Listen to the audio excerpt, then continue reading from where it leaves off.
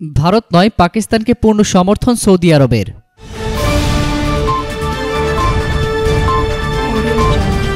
পাক ভারত উত্তেজনার মধ্যেই সৌদি যুবরাজ মোহাম্মদ বিন সালমানের বিশেষ বার্তা নিয়ে পাকিস্তানে পৌঁছেছেন সৌদি পররাষ্ট্র প্রতিমন্ত্রী।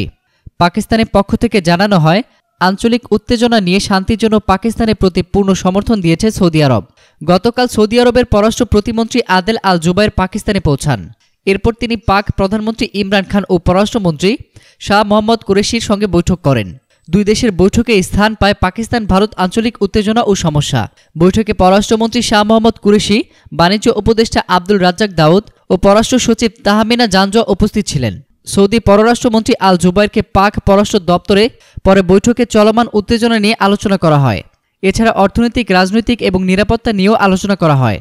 অনুষ্ঠিতব্য বৈঠকের আলোচনা নিয়ে সৌদি পররাষ্ট্রমন্ত্রী কুরেশি জানান, সৌদি আরব ভারতের সঙ্গে সমস্যার বিষয় নিয়ে শান্তিপূর্ণ সমাধানের বিষয়ে পাকিস্তানকে সমর্থন দিয়েছে। এতে বলা হয়, সৌদি যুবরাজ মোহাম্মদ সালমানের নির্দেশনায় পাকিস্তান সফর করেছে সৌদি মন্ত্রী। এর আগে ঘোষণা করা হয়, সৌদি যুবরাজ সালমানের বিশেষ বার্তা নিয়ে পাকিস্তান সফরে আসছেন সৌদি মন্ত্রী।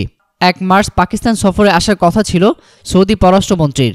গত মাসে ভারতের যুদ্ধবিমান পাকিস্তানে ঢুকে বিমান হামলা চালায়। এরপর আবার সীমান্ত নিয়ন্ত্রণ রেখা অতিক্রম করে পাকিস্তান ভারতের যুদ্ধবিমান ধ্বংস করে। এই সময় ভারতীয় এক বিমান বাহিনীর পাইলটকে আটক করে পাকিস্তান। পরে তাকে শান্তির শুভেচ্ছা দূত হিসেবে ছেড়ে দেওয়া হয়। এতক্ষণ ফ্রিকি নিউজের সঙ্গে থাকার জন্য আপনাদের সবাইকে ধন্যবাদ।